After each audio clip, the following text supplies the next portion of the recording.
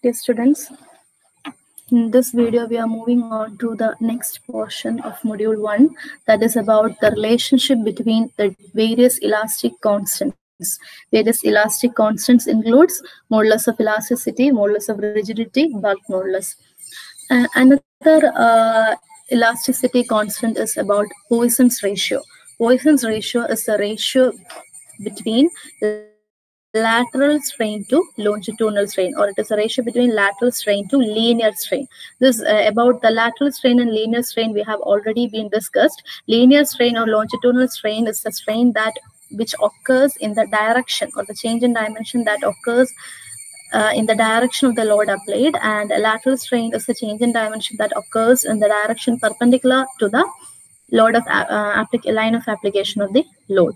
So their ratio, lateral strain to linear strain, will give you a constant, that is Poisson's ratio, and Poisson's ratio is a constant for a particular material.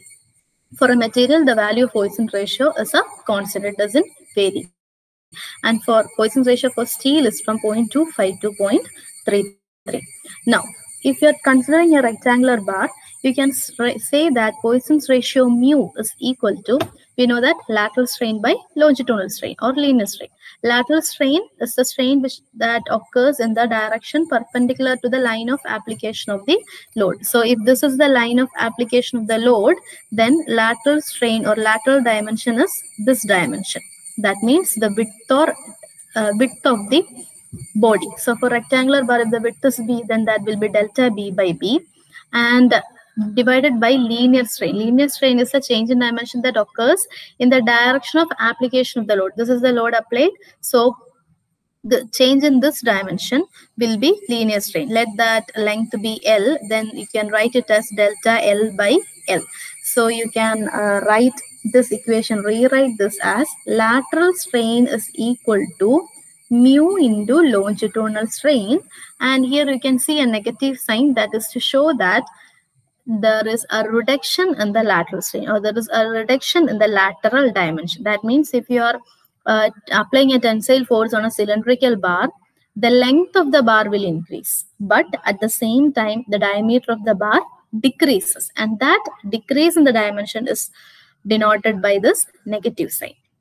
Now we are moving on to the relationship, to find out the relationship between various elastic constants. First, we will be studying about the relation between Young's modulus E and bulk modulus K.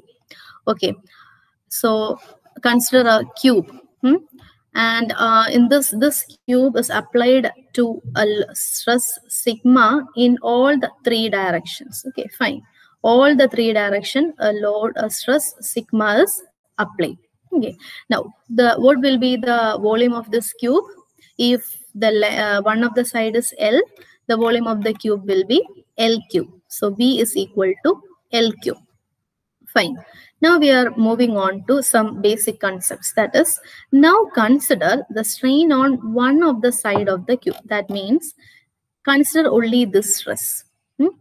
Let us assume that only this sigma is now acting on this body. Now, if only this sigma, this direction sigma, these two are only acting on this body, then there will be increase in the dimension of AB. At the same time, there will be decrease in the dimension of BF. Okay, fine. The increase in the dimension is delta L, and the decrease in the dimension is minus delta L. So, strain on AB due to stress on face AEHD and FBCG. Due to stress in these two faces, what will be the strain on AB? That is discussed here. This is a tensile strain. As this is applied in a tensile direction, the strain occurring in AB will be tensile in nature, and its value will be strain. We know that stress is directly proportional to strain, and we know that stress is equal to Young's modulus into strain. So the strain will be stress divided by Young's modulus. That means sigma by E. Now we are considering these two faces, that is A, B, C, D and E, F, G, H. these two faces, due to stress on these two faces, what will be the change in dimension of AB? Due to stress in these two directions, the strain in AB will be compressive in nature, and the value will be mu into linear strain, because the load is applied in this direction, and this AB is perpendicular to line of action of this load, and therefore the strain occurring in AB will be lateral strain. And we already know that mu is equal to linear strain by lateral strain. So from this, lateral strain is equal to mu into linear strain, and therefore the strain on AB due to stress on these two faces will be mu minus mu into linear strain, which we already have been discussed as sigma by E. So the equation becomes like this, minus mu sigma by E. Now consider these top and bottom faces, that is ABFE and HGCD. Due to stress in these two faces, what is the strain in AB? The strain will be naturally compressive in nature, and at the same time, this is the application of the load. So this dimension AB is perpendicular to this line of action. Therefore, obviously there will be decrease in the length of AB. Therefore, it is compressive in nature. So you can write it as minus. Now, as it is lateral strain, you can find out the equation as mu into linear strain, or the final equation becomes minus mu into sigma by E. So the total strain on AB due to all these forces on all the faces, you will get delta L by L is equal to sigma by E minus mu sigma by E minus mu sigma by E, and the final equation sigma by E into 1 minus 2. That is one of the equation. And we already had one equation, total volume of the cube V is equal to L cube.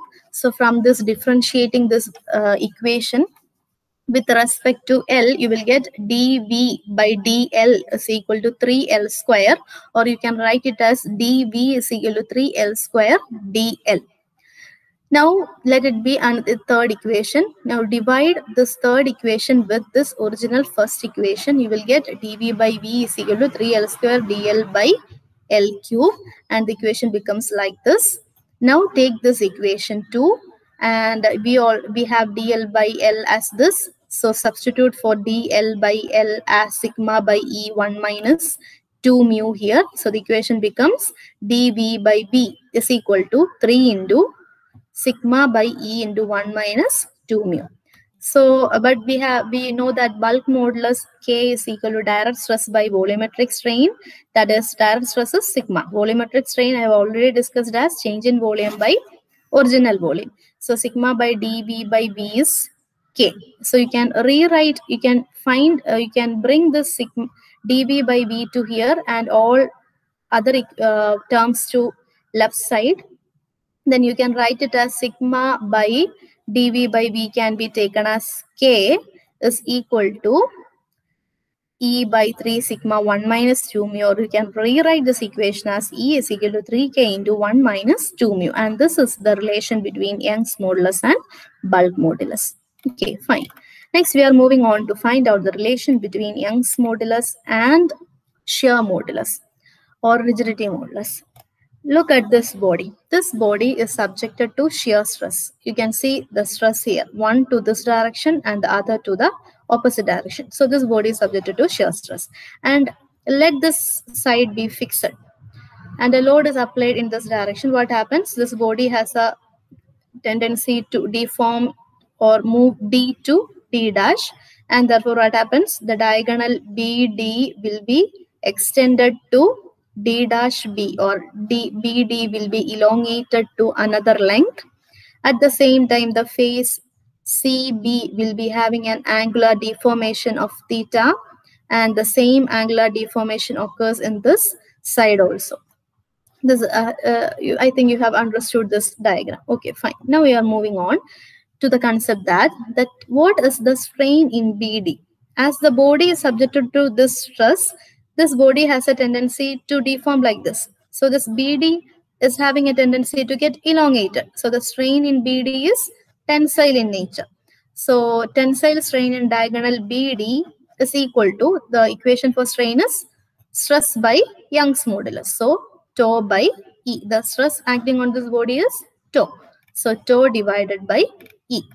Now, what is the tensile strain and diagonal BD due to compressive stress tau along AC? Now, this diagonal BD, we are clear that this diagonal BD is having a tension. Okay, this is getting elongated. But what about the diagonal AC? We can see that C has moved to C dash. And AC, diagonal AC is getting compressed to AC dash. That means diagonal AC is having compressive strain. So the tensile strain and diagonal BD due to compressive stress along AC is equal to mu into tau by E. And this mu came from the concept of Poisson's ratio. Lateral strain, linear strain by lateral strain is equal to lateral strain by linear strain is equal to Poisson's ratio. Now, so due to BD, the strain is tau by E. Due to AC, the strain is minus mu tau by E. So the total strain will be tau by E plus mu tau by E. That is tau by E into 1 plus mu. And why? Okay.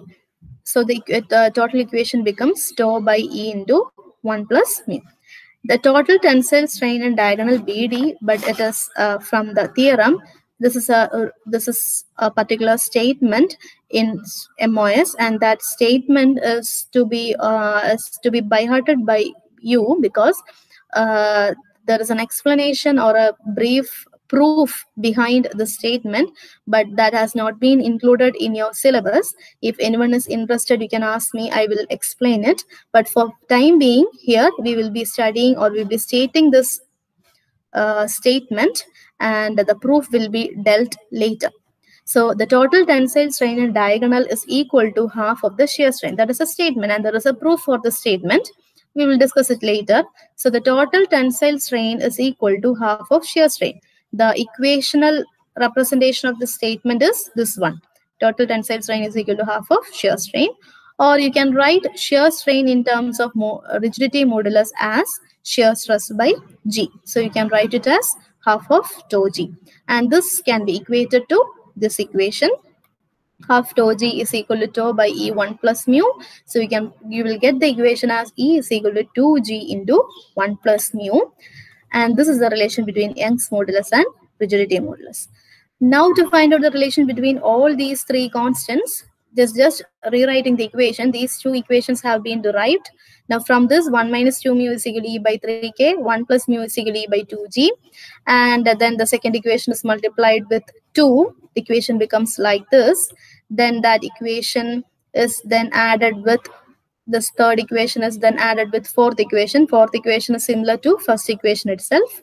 They are added, then it is rewritten. We will get the final equation E is equal to 9 kg by 3K plus G. This is all about the relationship between elastic constants. So, thank you.